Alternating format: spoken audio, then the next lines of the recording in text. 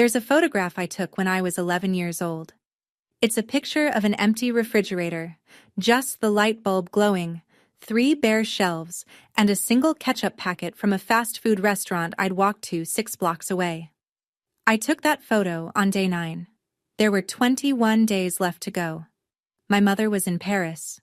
She was eating croissants, posting selfies in front of the Eiffel Tower, and falling in love with a man who knew I existed and didn't care.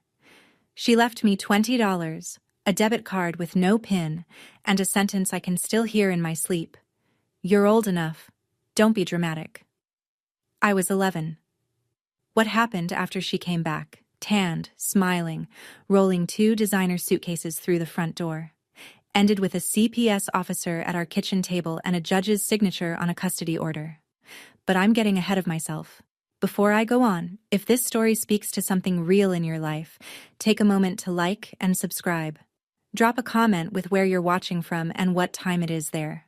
I always read them. My name is Elise. I'm 24 now. Let me take you back to a Tuesday in June, the day my mother handed me a $20 bill and walked out the door for 31 days. But first, before I take you back to that summer, you need to understand something. By the time I was 24, I had built a life that didn't include Janine Holt. Not because I hated her, because I finally had air to breathe. I worked as an administrative assistant at a pediatric clinic on the east side of town. Small office, good people, decent insurance. I lived in a studio apartment with a window that faced a parking lot, which sounds depressing until you've spent a month in a house where the power got cut and the only light came from birthday candles. A parking lot with a working street lamp? That's luxury. My mornings were simple. Coffee, toast, bus to work. I answered phones, filed charts, scheduled appointments for kids who had parents that actually showed up. There's an irony there I didn't appreciate at first. It was a Thursday in October when everything cracked open again. I walked out of the clinic at 5:15, keys in hand, already thinking about the leftover pasta in my fridge. And then I saw her, a woman standing next to my car in the parking lot. Thinner than I remembered. Hair dyed a shade of blonde that didn't quite match her roots. Clothes that looked like they used to be nice. Maybe 2, 3 years ago. It took me a full 4 seconds to recognize my own mother. She smiled. That smile. The one that always meant she needed something. "Hi, baby. You look so grown up." I stopped walking. 3 meters between us. My keys bit into my palm because my hand was shaking and I hadn't noticed until right then. She tilted her head, softened her voice, a move I'd seen 1,000 times. "I wouldn't come all this way if it wasn't important, Elise. You know that." I didn't know that. What I knew was that the last time this woman stood near me, I weighed 67 pounds and a judge had to intervene. But she wasn't done talking. Her second sentence told me everything. "I need your help with something. It won't take long." 13 years of silence, and she opened with a favor. I should have gotten in my car and driven away. I know that now. But there's a thing that happens when you grow up invisible. When someone finally looks at you, even the wrong someone, your body freezes before your brain catches up. I didn't invite her to my apartment. That much I managed. We walked to a coffee shop 2 blocks from the clinic. I ordered black coffee. She ordered a vanilla latte with oat milk and extra foam, then smiled at the barista like they were old friends. She started with small talk. My job, my apartment. "Oh, you look so healthy, so pretty." Compliments that arrived 13 years too late, wrapped in a voice that hadn't earned the right to deliver them. I waited. It didn't take long. Janine was applying for a position at an assisted living facility. Something in patient care. The background check had flagged her. A record in the state central registry. Child neglect, substantiated. Her file. My name. She couldn't get hired. She leaned forward. Lowered her voice like she was sharing a secret instead of asking me to erase one. "All I need is for you to write a letter. Just say the situation was exaggerated, that you were fine. Then sign the expungement request. It's a simple form, Elise." She stirred her latte, eyes steady, waiting. And then she said the thing. "You owe me, Elise. I gave you a roof over your head for 11 years. I made mistakes, fine, but you're not the only one who's suffered. I stared at the foam swirling in her cup. And for a moment I wasn't 24 anymore. I was 11. Standing in front of an open refrigerator with nothing inside but a light bulb and a ketchup packet. The smell of a house that no one had lived in properly for weeks. She said, mistakes, the way someone says, traffic. Like it was just something that happened to her. I left the coffee shop without answering her. Didn't explain, didn't argue. Just stood up, dropped $4 on the table for my coffee, and walked out. I could feel her staring at my back through the window as I crossed the parking lot. But I didn't turn around. I drove home. Sat on the kitchen floor with my back against the cabinet. Stayed there for maybe 20 minutes, just breathing.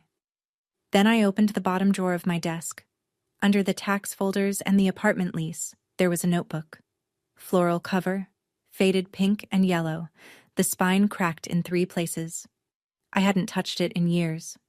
Next to it, a USB drive the size of my thumb, tucked inside a sandwich bag. I picked up the journal, opened it to the first page. The handwriting was small. Pencil. The letters tilted slightly to the right the way a child's hand does when she's pressing too hard because she's trying not to shake. Day 1. Mom left. $20. I read that line 3 times. Janine wanted me to say the truth was exaggerated. She wanted me to write a letter telling the state of Ohio that a 31-day absence and $20 was a misunderstanding. So let me tell you the truth, day by day. Exactly as I wrote it. This journal saved my life, and it destroyed hers. But before I take you back to that June, you need to understand why I didn't call anyone. Why a girl who could write in a journal every night and walk 6 blocks to a dollar store couldn't pick up a phone and ask for help. The answer is simple. And it's the worst part of the whole story. I was more afraid of being rescued than being hungry. My mother made sure of that. To understand Janine, you have to picture her the way everyone else saw her. Pretty. Put together. Always the first to laugh at a dinner table. She had this talent for walking into a room and making everyone feel like they'd been waiting for her. At parent-teacher conferences, the rare ones she attended, teachers loved her. "Your mom is so sweet," they'd say. I'd smile. Sure. Sweet. At home, Janine was a different frequency. Not loud, not violent. Just absent. Like she was always mentally standing in another room, looking at a version of her life that didn't include me. She told people she was a single mom. She told them she sacrificed everything. And if you only saw the outside, you'd believe it. She worked at a real estate office answering phones. Came home tired. Reheated whatever was cheapest. That part was real. Being a single parent is brutal, and I won't pretend it isn't. But here's what the outside never saw. When I was 8, I got a fever that lasted 4 days. Janine had a friend's birthday party on day 2. She left a pot of soup on the stove, already cold, and told me to take the medicine on the counter. "Don't call me unless it's an emergency," she said. And a fever isn't an emergency, Elise. When the school scheduled parent conferences, she didn't show. I told my teacher my mom worked the night shift. She didn't. She just didn't want to go. I heard her on the phone once, talking to a coworker. "Being a single mom is the hardest job in the world," she said. She laughed after she said it.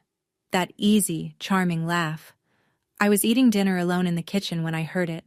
Cereal, because there was nothing else. She knew it was hard. She just didn't want to do it. "I work all week so you can eat, Elise. You could at least not make me feel guilty for wanting one night out." That was her favorite line. She used it so often I stopped counting. Keith Ballard showed up when I was 10. He sold insurance for a mid-size firm, drove a silver sedan he kept spotless, wore polo shirts on weekends and smelled like department store cologne. He wasn't mean to me. That would have been easier to explain. He just didn't see me. I was furniture, a lamp in the hallway, something Janine had to step around on her way to the life she actually wanted. Every plan he made was, we should. We should try that new Italian place. We should drive to the coast this weekend. We should book that wine tasting. We never included me, and Janine didn't correct him. Not once. The weekends changed first. Friday afternoon, Janine would start getting ready. Curling iron, nice blouse, perfume that smelled like gardenias. Keith's engine would rumble in the driveway at 6. Door would close. I'd hear the car pull away. Then nothing. Until Sunday evening. At first, she asked our neighbor, Mrs. Pritchard, 3 doors down, to check on me. A retired woman with cats and a bird feeder. She'd knock Saturday morning, ask if I needed anything, bring a muffin sometimes. But after a few months, Janine stopped asking her too. I was 10 years old, alone from Friday night to Sunday night. I learned to make ramen, to set an alarm, to lock the deadbolt twice. One evening, Janine forgot to pick me up from school. Just forgot. She and Keith were at dinner somewhere. I sat on the bench out front for 2 hours while the sky turned dark, and the security guard finally called her. She pulled up smiling, told the guard, "Oh my God, work was crazy today. I'm so sorry." In the car, silence. Not one word, not one apology. The engine hummed. Keith's cologne lingered on the passenger seat. I deserve to be happy too, Elise. Don't make me feel bad for living my life. I started writing in a journal that fall. Not because anyone told me to, because if I didn't write it down, I'd start believing none of it was real. There was one person in the world who made me feel like I existed. My grandmother, Ruth Perry. Every Sunday when I was little, before Keith, before the weekends alone, Grandma Ruth would pick me up and take me to her house. She had a small kitchen that always smelled like butter and rosemary. She'd cook while I read at the table, and sometimes she'd quiz me on vocabulary words while stirring gravy. She bought me my first journal, a purple one with a butterfly on the cover. "Write down the things that matter," she told me, "even the hard things. Especially the hard things." But Janine and Ruth did not get along. It started the year I turned 9. Ruth pulled Janine aside after a Sunday lunch and said quietly but clearly, "Janine, you're not taking care of that girl the way she needs." That was the end. Janine drove us home in silence. By the following week, Ruth's number had been deleted from the house phone. When I asked for Grandma's address, Ruth had sold her old house and moved to a smaller place. Janine said, "Your grandma doesn't want to see you anymore, Elise. She told me that herself." I was 9. I believed my mother. It wasn't true. None of it. Ruth had tried. She drove to our house 3 times that year and knocked on the door. Janine didn't answer. Ruth sent birthday cards every single year. Janine intercepted them all. I found this out much later, and when I did, something inside me cracked in a place I didn't know I'd been holding together. 3 knocks on our door. I can picture it. The doorbell ringing once, twice, 3 times. Then silence. Ruth standing on the porch with a card in her hand, waiting for a door that would never open. "Your grandma is toxic, Elise. She wants to control everything. That's why I had to cut her off. For us. For us." She always said us when she meant herself. "The last piece you need before I take you into that summer is the lock Janine put on my silence." I was 10. My teacher that year, Mrs. Goodwin, had noticed something. I brought the same lunch every day. A peanut butter sandwich on white bread. Nothing else. One afternoon she asked gently, "Elise, does your mom pack your lunch, or do you make it yourself?" I almost told her the truth. Almost. But I caught myself and said my mom was just really busy. Mrs. Goodwin nodded. Let it go. That night I made the mistake of mentioning it, just casually. "My teacher asked about my lunches today." Janine's face changed. Not angry. Scared. The kind of scared that has nothing to do with your child and everything to do with yourself. She sat me down at the kitchen table, grabbed my wrist, not hard enough to bruise, hard enough to hold. "If you ever tell anyone what happens in this house, they will take you away. Do you understand? You will go to a group home. No birthday, no Christmas. No one will want you. Is that what you want, Elise?" I shook my head. "Good. Then we keep our business in this house. That's what families do." That was the lock, and I carried it in my chest for years. 2 months later, Janine came home glowing. She and Keith had booked a trip. 4 weeks in Europe, Paris, Rome, Barcelona. She showed me the itinerary on her phone like she was showing me a report card. I said, "What about me?" She barely looked up. "You'll be fine. You're practically a teenager." She didn't call Grandma Ruth. Didn't ask Mrs. Pritchard. Didn't arrange anyone. June 3rd. A Tuesday morning. Janine zipped 2 red suitcases, left a $20 bill on the kitchen counter next to a debit card I didn't have the PIN for, and walked toward the front door. She didn't hug me. She didn't look back. "There's food in the freezer. Don't answer the door for strangers. And Elise, don't be dramatic." The sound of those suitcase wheels rolling across the tile. Then the door. Then the car engine. Then nothing. 31 days of nothing. I stood at the window and watched her car turn the corner. I waited for brake lights. For the car to stop. For her to realize what she was doing and come back. The street went empty. I turned around. The house had a sound I'd never noticed before. The hum of the refrigerator. The tick of the wall clock. And underneath all of it, a kind of silence that presses against your ears. The silence of a place with no one else in it. I opened the fridge, half a carton of milk, a few slices of processed cheese still in the plastic, a squeezed bottle of mustard, 1 packet of ramen on the shelf above the stove. In the freezer, 3 boxes of store-brand pizza, the kind that costs $1.99 each. I sat down at the kitchen table and counted. $20. The dollar store 6 blocks away sold ramen in packs of 4 for $1. Peanut butter, $1.50. Bread, $1. If I ate 1 meal a day, I could stretch the cash to maybe 10 days. That left 21 days with no plan. I didn't write in my journal that first night. I just lay in bed and listened to the house breathe. Day 2, I walked to the grocery store on the corner. A real one, not the dollar store, and tried the debit card. The machine asked for a PIN. I guessed Janine's birthday. Wrong. I tried the year I was born. Wrong. I tried 1, 2, 3, 4. Wrong. The screen locked me out. The cashier gave me a look that still lives somewhere in my stomach. I walked home with nothing. Day 3, I opened my journal. Day 3. I ate cereal without milk. The milk went bad. I poured it down the sink, and the smell made me gag. Mom didn't call.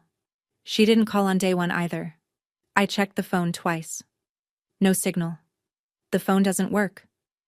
I wrote because if I didn't write, I would cry. And if I started crying, I was afraid I wouldn't be able to stop. I wasn't scared yet.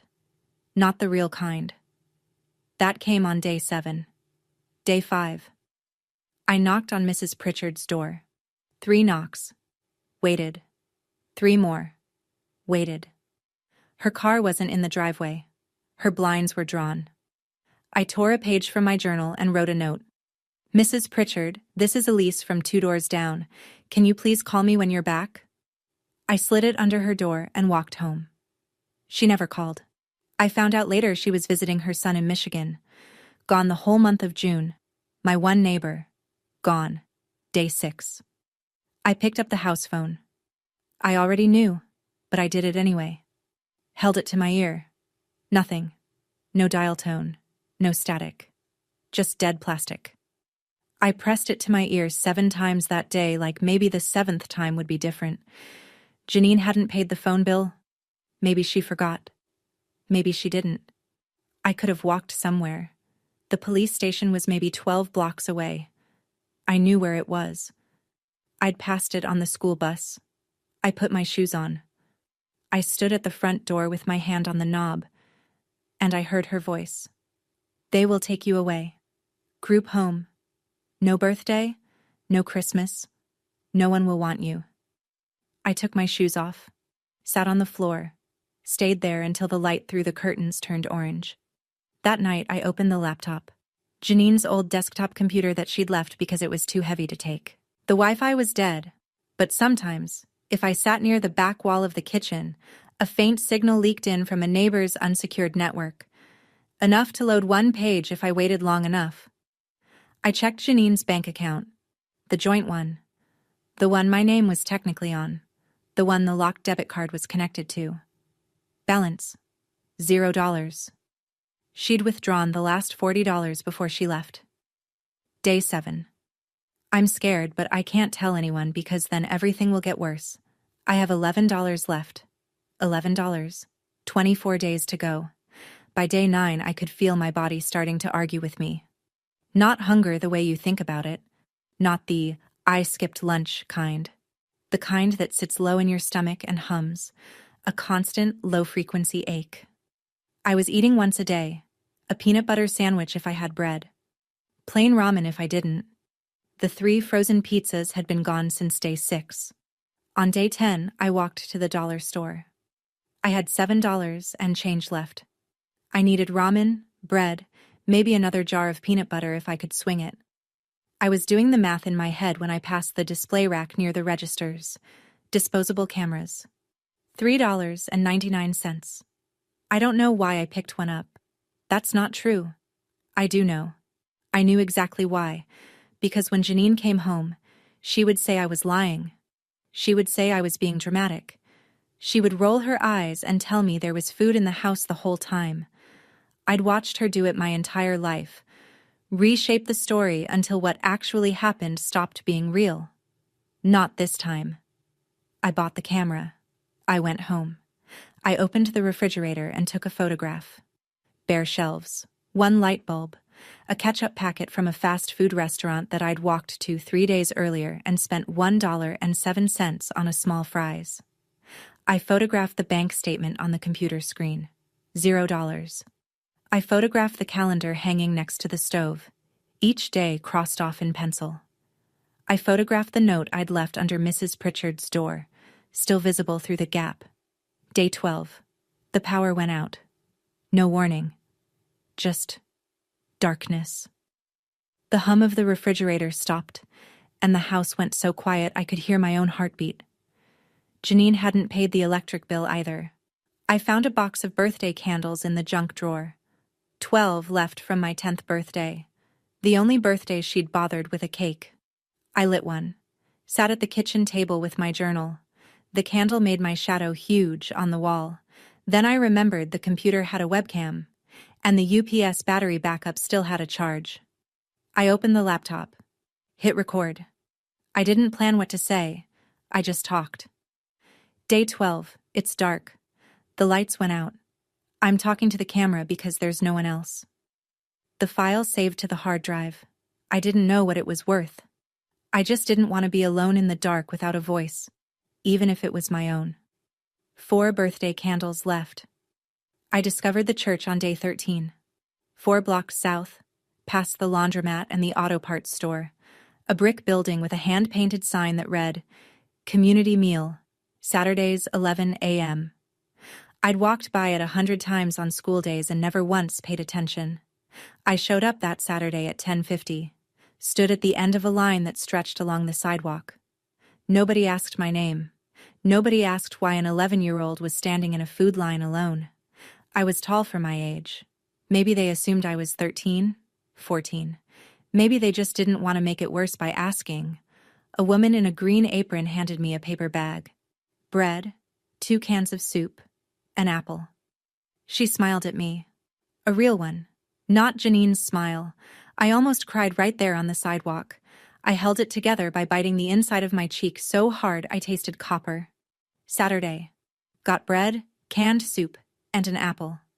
The lady at the church smiled at me. I almost cried.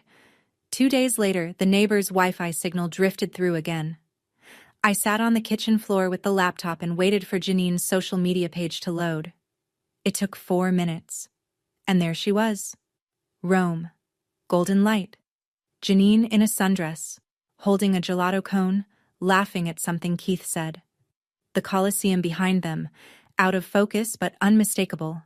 Her caption, Living my best life. #Eurotrip. #blessed. The next photo, a restaurant patio, white tablecloth, wine glasses. Caption, Missing my baby girl back home. Can't wait to bring her souvenirs. Missing me. She missed me so much she posted about it instead of calling. So much she didn't leave a working phone number. So much she drained the bank account before she left.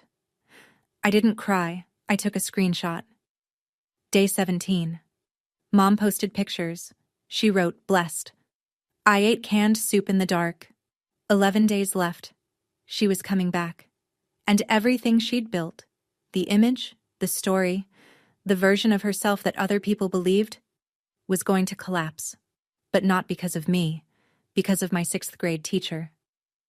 The school district ran a summer enrichment program for 2 weeks at the end of June. I didn't sign up because I wanted to learn. I signed up because they served lunch. Day 25. First day of the program. I put on the cleanest clothes I had, a t-shirt that hung looser than it used to, and jeans I'd been tightening with a hair tie through the belt loop. I walked to school the way I'd walked everywhere that month. One foot, then the other, slow enough to save energy. It was 91 degrees that day, the kind of heat that sits on your chest. We were outside for physical education. The teacher had us running laps. I made it halfway around the track before my vision went white at the edges. The ground tilted. My knees gave out. I don't remember hitting the grass. When I opened my eyes, I was in the nurse's office. Cool cloth on my forehead, a box of crackers on the table, a juice box already opened, straw already in, and a woman sitting in the chair beside me, watching me the way no one had watched me in a very long time. Mrs. Helen Whitfield, 6th grade English. She had reading glasses pushed up on her head and a lanyard full of keys around her neck. She didn't look scared. She looked focused, the kind of focus that means someone is paying attention for real. "Elise, how long have you been eating like this?" I reached for the crackers instead of answering. She waited. Then, quieter. "Elise, who's taking care of you this summer?" Janine's voice. "Group home. No one will want you." I looked down. Mrs. Whitfield leaned forward. Not crowding me, just closer. "Elise, you don't have to protect anyone right now. Just tell me the truth." I held the juice box with both hands. They were shaking. The straw rattled against the foil. "My mom is in Europe. She's been gone for 25 days. Mrs. Whitfield stopped breathing. 3 full seconds. I know because I counted. Then she put her hand on my shoulder, light, steady, and said, "You did the right thing, honey. I'm going to help you now." She stood up. She walked to the phone on the wall. She dialed. But she didn't call my mother. She called CPS. They came the next morning. Donna Chase was a caseworker with the county's Department of Children and Family Services. Mid-40s, short brown hair, a navy blazer over a white blouse that she wore like a uniform. She carried a clipboard in a canvas bag, and she knocked on my front door at 9:15, with Mrs. Whitfield standing one step behind her. I opened the door. The house behind me said everything I couldn't. No lights. The power was still off. The air inside was stale and warm. The kind of thick that clings to your skin when a house hasn't been properly opened in weeks. The kitchen counter had 3 empty cans of soup lined up next to the sink. The trash hadn't been taken out because I couldn't reach the dumpster lid in the alley. Donna Chase didn't gasp. She didn't say, "Oh my God." She just walked through the house slowly, the way someone does when they're reading a room the way you read a page. She opened the refrigerator. She looked at the calendar. She noted the crossed-off days. 26 X marks in pencil. Then she turned to me. "Elise, do you have any records? Anything you wrote down or saved?" I went to my bedroom and came back with the journal, the floral one, faded pink and yellow. I handed it to her. Donna opened it, read the first line, turned the page, read the next. She didn't speak for a long time. She just kept turning pages, each one dated, each one written in careful pencil by a child who had no one to talk to except a notebook.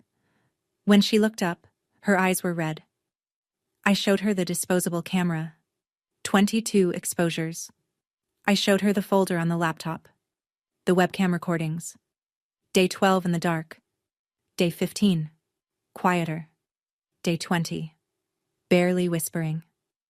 Donna took photos of every page. Click, click, Click. The sound of the shutter was the loudest thing in that house in weeks. She turned to Mrs. Whitfield. Her voice was low, but I heard it. This is one of the most documented cases I've ever seen from a child this age, and she didn't even know she was building a case. Then she knelt in front of me, eye level. Elise, you are not in trouble. You haven't done anything wrong. I need you to understand that. I nodded. I didn't trust my voice. We're going to find your grandmother. Donna Chase made 3 phone calls that afternoon. It took less than an hour to find Ruth Perry. She lived 45 minutes away. Same county. A 2-bedroom rental near a community garden. She'd been there for 3 years, ever since Janine cut her off, and she'd never stopped trying to reach me. Donna confirmed it. Letters sent, cards returned, visits unanswered. Janine had built a wall between me and the one person who actually cared, and she'd told me it was the other way around. Day 27, 4 days before Janine's flight home. I was sitting on the front steps when the car pulled up. A blue sedan, older model, clean. The driver's door opened and a woman stepped out. Silver hair in a low braid, glasses on a chain around her neck. Sneakers, jeans, a cardigan that looked like she'd been wearing it since I was small. She saw me. She stopped moving. 1 foot on the curb, 1 still in the street. Her hand came up to her mouth and stayed there. I was thinner. She could see that from the driveway. My collarbones showed through my t-shirt. My shorts hung low on my hips. She walked to me slowly like she was afraid I might disappear. Then she held me, and I smelled it. Butter and rosemary. The same as when I was 6, 7, 8.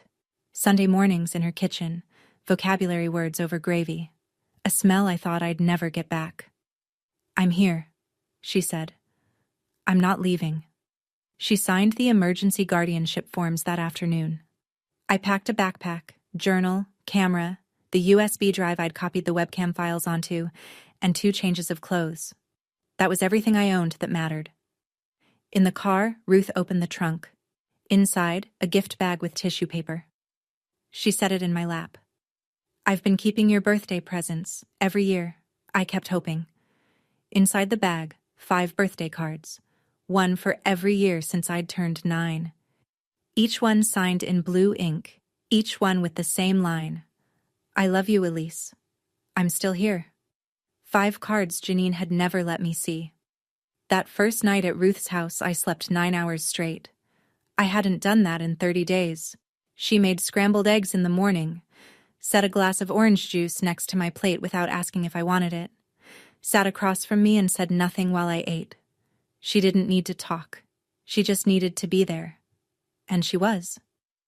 But the clock was ticking. Donna Chase came by that afternoon. She sat with Ruth at the kitchen table and I stayed in the next room. The door was open, and I wasn't trying to hide the fact that I was listening. Donna didn't seem to mind. The file has been opened, Donna said. Child neglect, substantiated. When Ms. Holt returns to the country, she'll be contacted by our office. We've coordinated with local police. No one's going to meet her at the airport. That's not how we do this. But when she arrives at the house, there will be someone there. Ruth nodded. Her jaw was tight. What happens to Elise? You have temporary emergency custody. That holds until the family court hearing. Given what we've documented, I expect the court to formalize something longer term. I sat on the floor of the hallway, knees pulled to my chest. I could hear everything. And inside me, 2 things were fighting. Part of me wanted it. Wanted someone to look at what she'd done and say it out loud. Wanted a judge, a file, a record, proof that I wasn't dramatic. That this was real. That it mattered.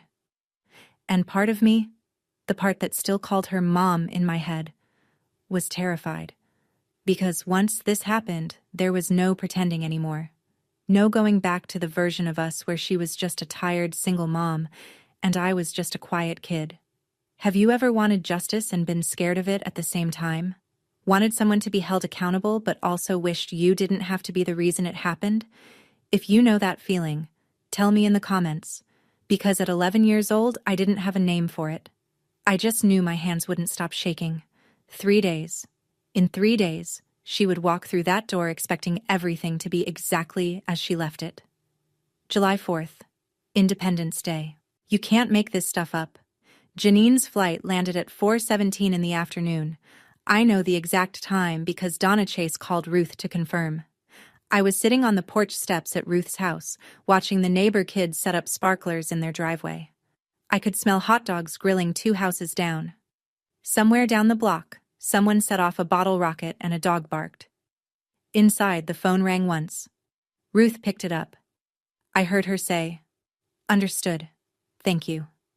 She came to the screen door. "Donna says they're in position. Elise, you stay here with me." I nodded. I wasn't there when it happened.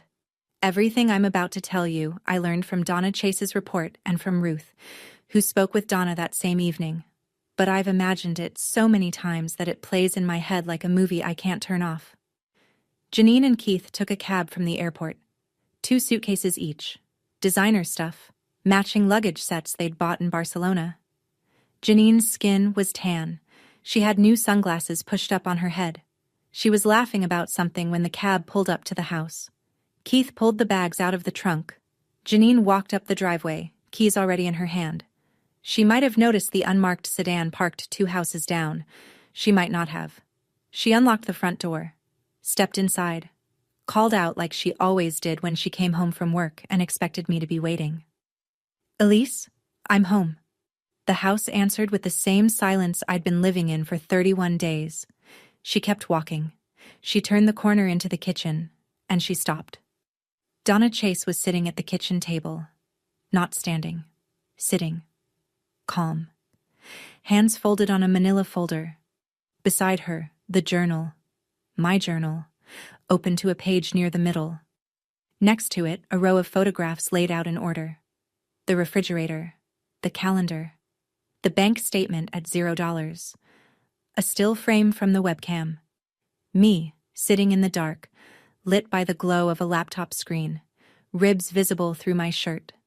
A uniformed officer stood near the back door, quiet, arms at his sides. Donna looked up. "Ms. Holt, please come in." Janine didn't move. I imagine this is the moment her brain tried to rewrite the scene.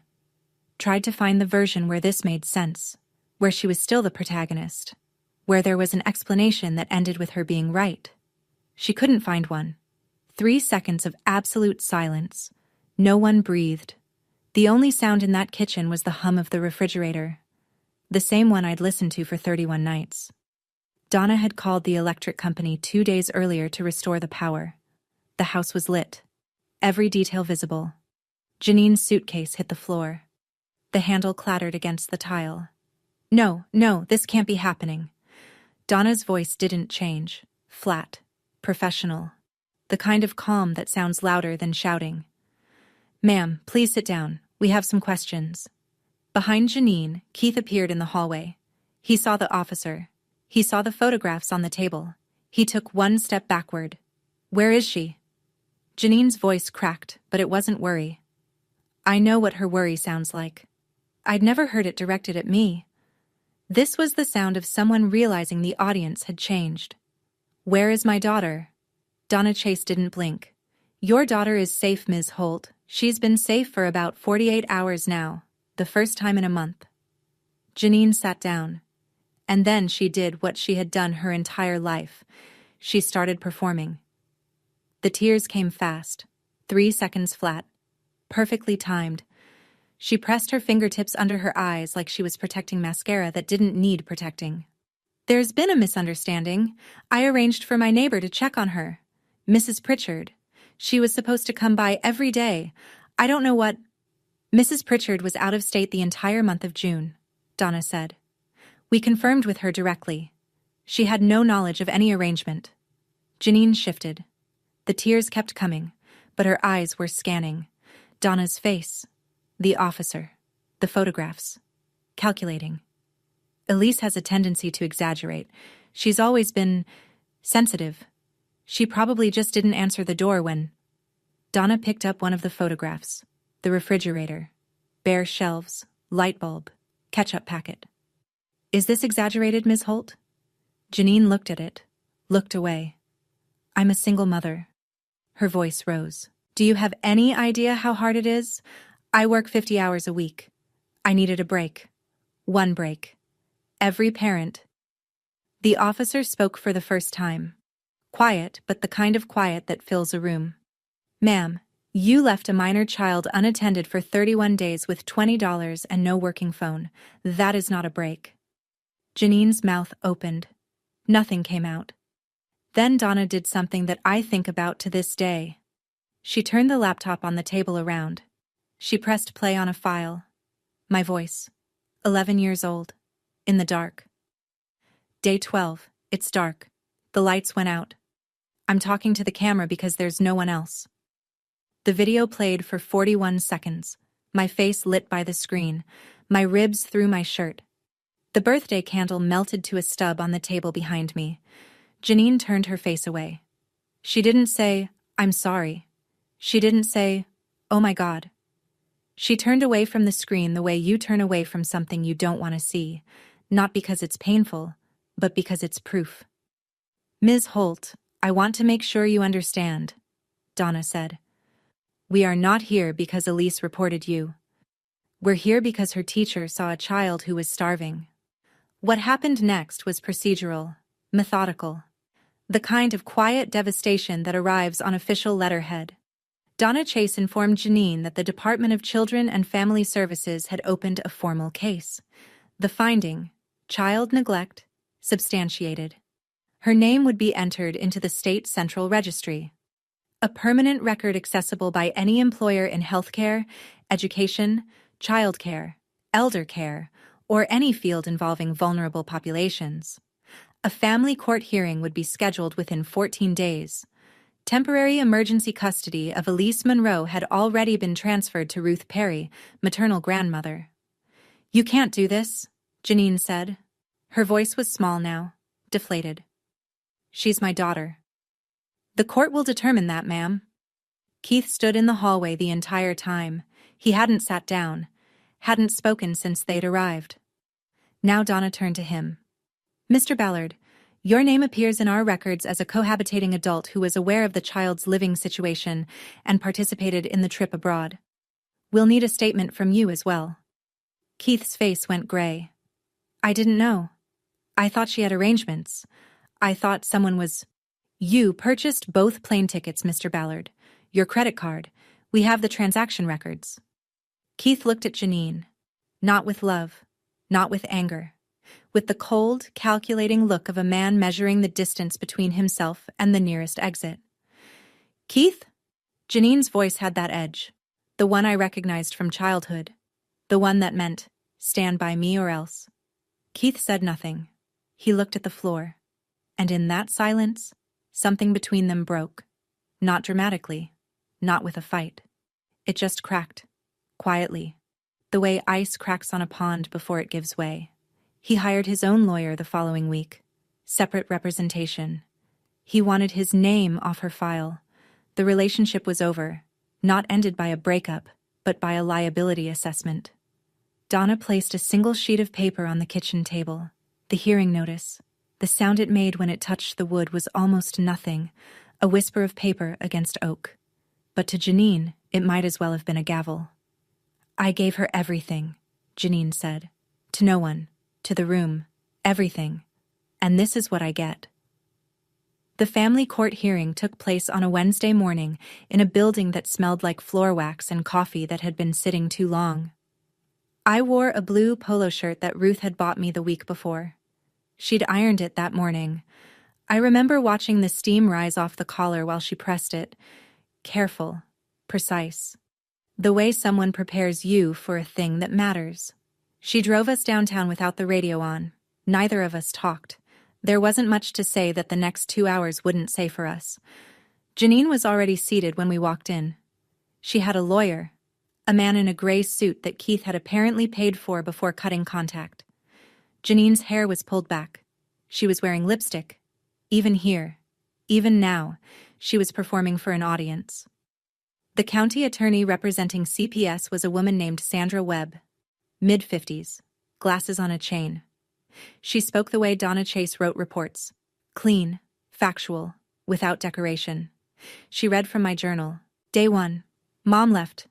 $20. The room was still. Day 7. I'm scared, but I can't tell anyone because then everything will get worse. I looked at my hands. Day 12. No lights. I found birthday candles in the junk drawer. I have 4 left. Someone in the gallery shifted in their seat. That was the only sound. Day 25. I fainted today. A teacher helped me. She was the first person to ask if I was okay. Sandra set the journal down. The courtroom had the particular silence of a room full of people who are each privately imagining a child alone in the dark with a birthday candle. Judge Margaret Haynes looked at Janine over the rim of her glasses. Ms. Holt, do you dispute any of the entries in this journal? Janine's lawyer leaned in, whispered something. Janine straightened. No, Your Honor. The judge nodded. Then, Ms. Holt, where is the debit card you left for your daughter? It was in her name. She had access. The card was locked, Ms. Holt. The PIN was never provided to the child. Were you aware of that? Janine opened her mouth, closed it, opened it again. Nothing came out. The clock on the wall ticked 5 times before the judge spoke again. I've been on this bench for 19 years, Judge Haynes said. This journal is one of the most compelling pieces of evidence I have ever received from a minor. She paused. Not for drama, for weight. The court finds as follows.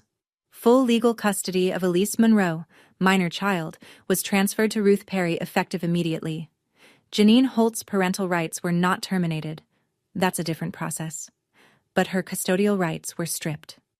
She would be permitted supervised visitation, twice monthly, only if Elise consented.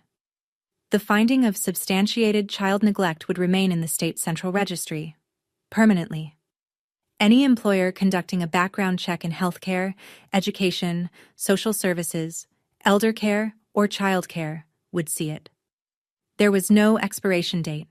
Keith Ballard, listed as a knowledgeable cohabitating adult, received a separate finding: failure to report suspected neglect of a minor. Prohibited from unsupervised contact with any non-biological minor child. Janine sat at the defendant's table. Her lawyer placed a hand on her shoulder. She was crying. Real tears this time.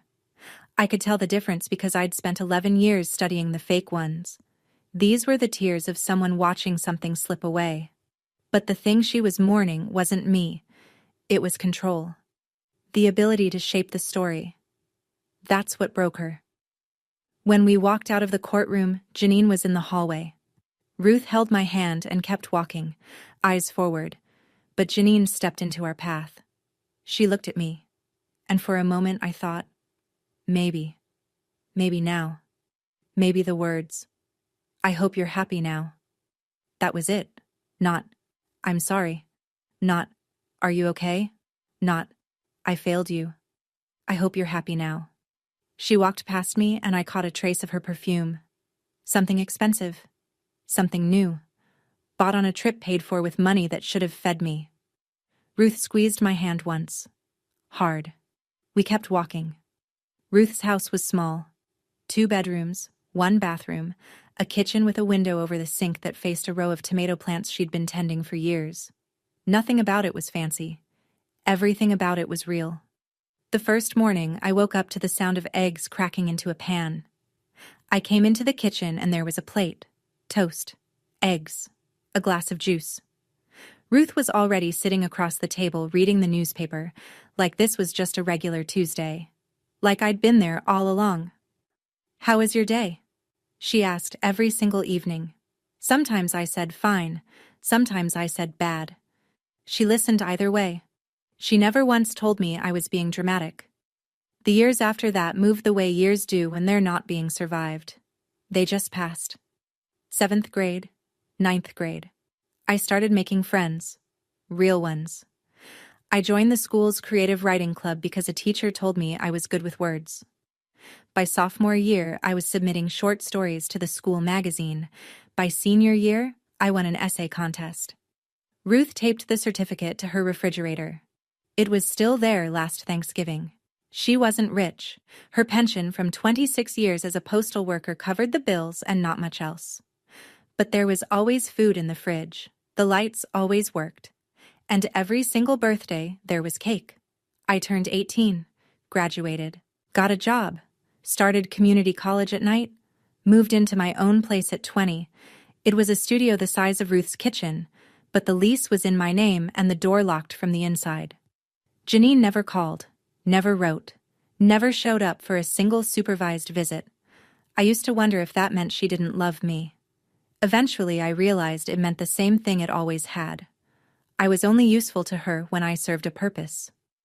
At 22, I got the job at the pediatric clinic, filed charts, answered phones, helped nervous parents check in their kids. I hadn't opened the journal in years. It sat in my desk drawer, quiet, the way a fire alarm sits on the wall. You don't think about it until you need it. Then, on a Thursday in October, Janine was standing next to my car, and I understood. The alarm was about to go off again. I thought she'd take the hint. After I walked out of that coffee shop without a word, I thought, that's it. 13 years of nothing, and now she'll go back to nothing. Janine had always been efficient about cutting people off. I'd watched her do it to Ruth, to friends, to coworkers. I assumed she'd extend me the same courtesy. She didn't. Day 1 after the coffee shop, a text from a number I didn't recognize. I just want to talk. Please, Elise, that's all I'm asking. Day 3. You can't ignore me forever. I am your mother. Day 5. She called Ruth. Ruth told me about it that evening, her voice the particular kind of flat it gets when she's angry but choosing not to yell. Janine had cried on the phone, told Ruth that I was being cruel, ungrateful, that all she wanted was a chance to make things right, and her own daughter wouldn't even speak to her. Ruth listened. Then she said, Janine, you had 11 years of chances. I'm hanging up now. She hung up. But on day 7, Janine found another angle. She tracked down one of my coworkers on Facebook, a girl named Dana from the front desk, and sent her a private message. Please tell my daughter to call me. I'm her mother, and she won't speak to me. I don't know what I did wrong. Dana showed me the screenshot on her lunch break. She looked uncomfortable. I didn't respond to it, but I thought you should see this. I stared at the message. The words "I don't know what I did wrong" sat in my chest like a splinter. Part of me, the old part, the 11-year-old part, whispered, just sign the paper. Give her what she wants. It's easier. You're fine now. It doesn't matter anymore. But I went home that night and opened the drawer. I took out the journal. Turned to day 12. No lights. I found birthday candles in the junk drawer. I have 4 left. It still mattered. I've changed, Elise. Her last text read. But you won't even give me a chance. What does that say about you?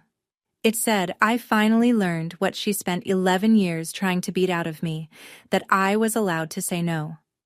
I called the legal aid clinic at my old community college on a Monday morning. I knew about the clinic because I'd walked past their office every semester for 2 years, free consultations for students and alumni. I'd never needed them before. Now I did. The attorney who took my case was named Paul Beckett. Late 30s, wire-rimmed glasses, the kind of guy who drinks his coffee black and keeps a pen behind his ear. He listened to everything, the texts, the Facebook message, the coffee shop ambush. He asked calm, precise questions. He didn't look surprised. We can send a cease and desist letter, he said. It's not a court order, but it puts her on formal notice. If she contacts you again, directly or through a third party, or shows up at your workplace, we file for a restraining order. That one has teeth. He drafted it that afternoon. I read it twice, signed it once. The letter was addressed to Janine Marie Holt, not Mom, not Janine. Her full legal name, printed on a letterhead with the legal clinic's address, citing specific dates, specific incidents, specific statutes. At the bottom, I asked Paul to include a paragraph. It wasn't required. It wasn't legal language, but I needed to say it. I will not sign any document to expunge your record. That record exists because of choices you made.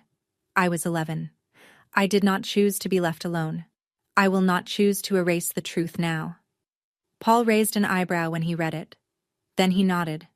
I'll include it. The letter went out via certified mail. Return receipt requested. Paul also told me something that landed like a stone in still water. Even if I had signed Janine's form, the expungement almost certainly would have been denied. A substantiated finding in the state central registry requires significant new evidence to overturn, not just a victim's letter. Janine had told me, just sign and it goes away. It wouldn't have. She was manipulating me. Again. One more performance. One more script she needed me to follow. The printer hummed. The pen scratched paper. The envelope sealed shut. I didn't write that letter to hurt her. I wrote it so she would know. The little girl who was afraid of group homes doesn't live here anymore. 5 days after the letter was mailed, Janine came to my workplace. Monday, 9 in the morning. I was at the reception desk entering patient records. The waiting room was half full, a mother bouncing a toddler on her knee, an elderly man flipping through a magazine, a teenager with earbuds and a splinted wrist. The front door opened, cool air from outside. Janine, different from the parking lot. Thinner, hair messier, eyes rimmed red. But that could have been real or rehearsed. She wore a wrinkled coat and sneakers that didn't match her purse. She looked like someone losing a fight with her own life and blaming the referee. We need to talk, right now. I'm not leaving until you listen to me.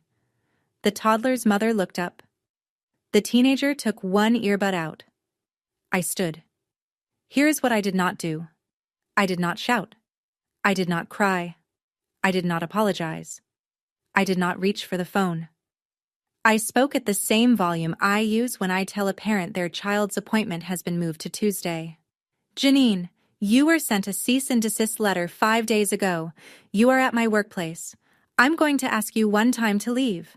Don't call me Janine. I am your mother. I looked at her. Directly. The way I couldn't when I was 11.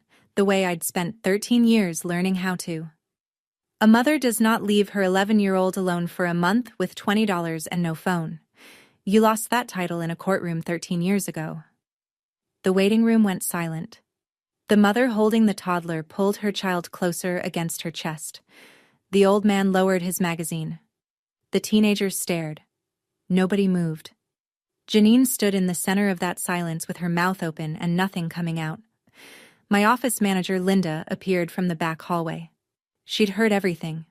She positioned herself between Janine and the reception desk, arms crossed. Ma'am, I need you to leave, now, or I'm calling the police.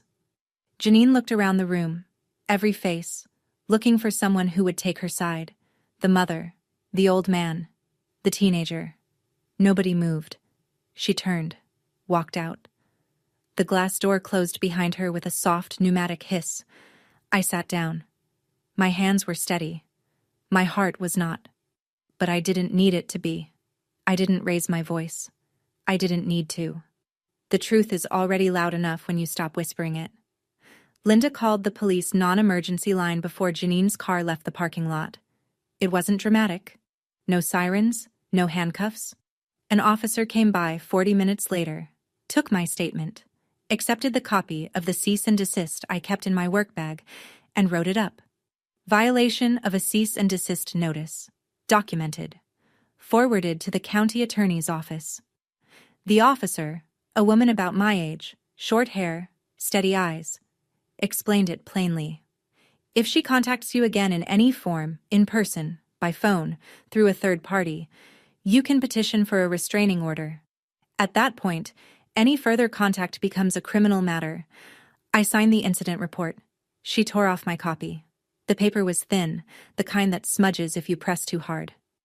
Dana brought me a cup of water after the officer left. She sat in the chair next to my desk and said nothing. Just sat there.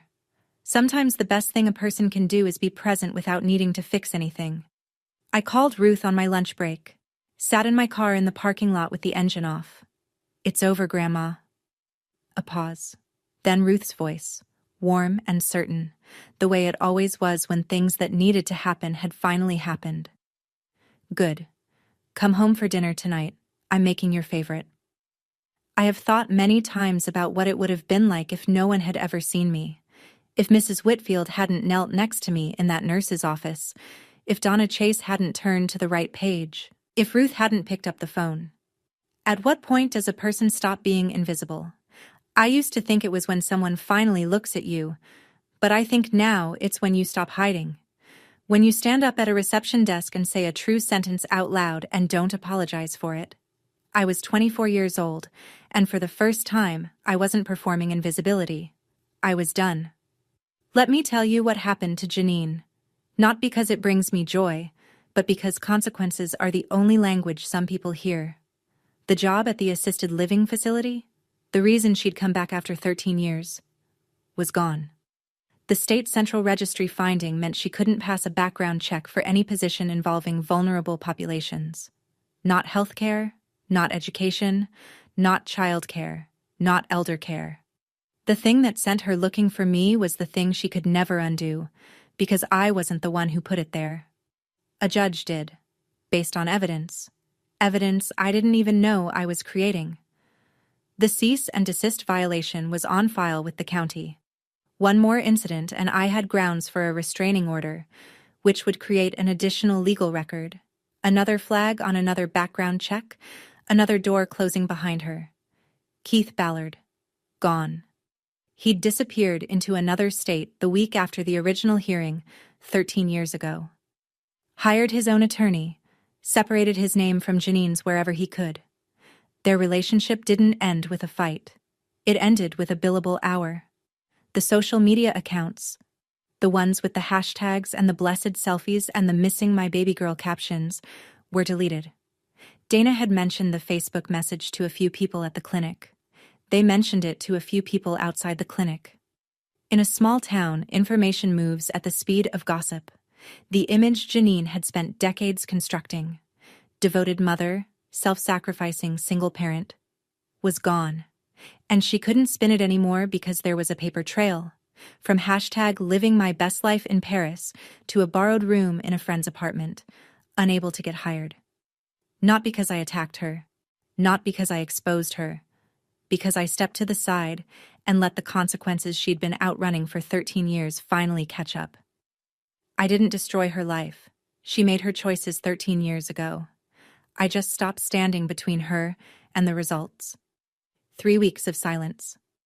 I had started to believe it was finally over. Then Ruth called me on a Tuesday evening. A letter came for you. She sent it to my address. Not directly to me, through Ruth. Technically not a violation.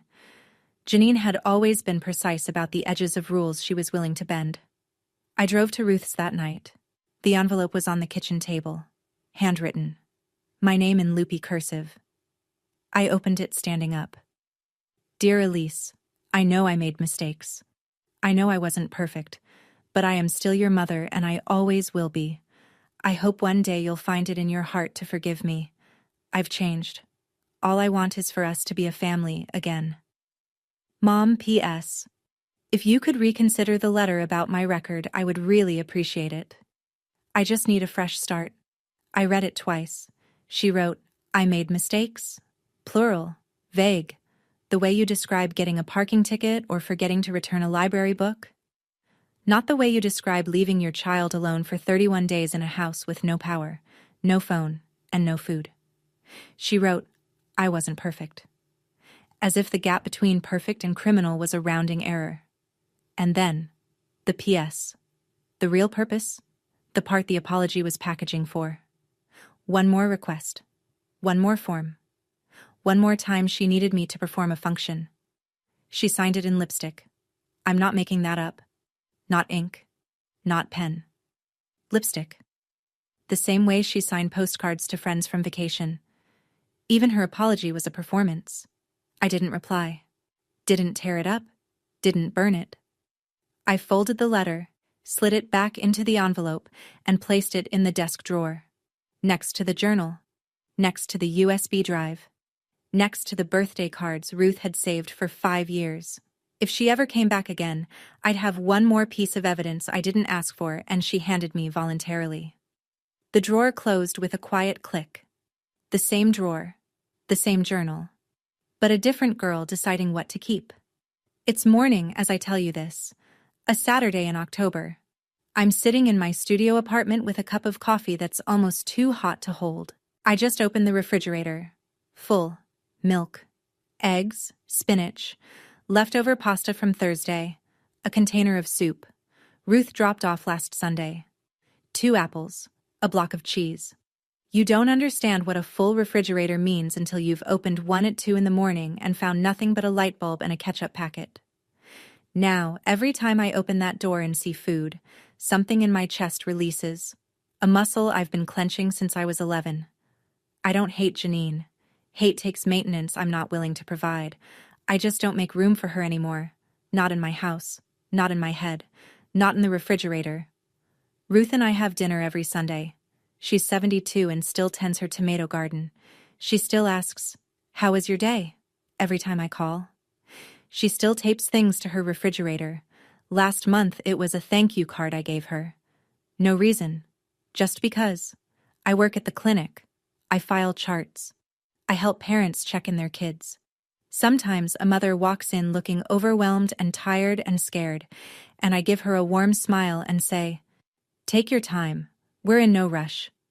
Because I know what it looks like when a child is watching to see if the adults around them are paying attention. Ruth once told me, "Boundaries aren't walls you build to keep people out. They're doors where you hold the key." I think about that a lot. If you're listening to this and it feels familiar, if you were the child in the dark house, or if you're the adult still afraid of being called selfish for saying no, I want to tell you something. It's the same thing Mrs. Whitfield told me the day she knelt beside me in a nurse's office with a juice box and a question I'd been waiting my entire life for someone to ask. You don't have to protect anyone right now. Just tell the truth. My refrigerator is full. My phone works. My door has a lock that only I control. I am 24 years old and I am finally, completely, home. That's my story. I didn't tell it for pity. I told it because silence is what people like Janine count on. And I'm done being quiet. If this reached you, hit like and subscribe. Share it with someone who needs to hear it today. And if you've ever had to draw a boundary with someone who called it betrayal, tell me in the comments. I read every single one. There's another story waiting for you in the description, about a girl whose family tried to erase her from a wedding, and what happened when she showed up anyway. I'll see you there.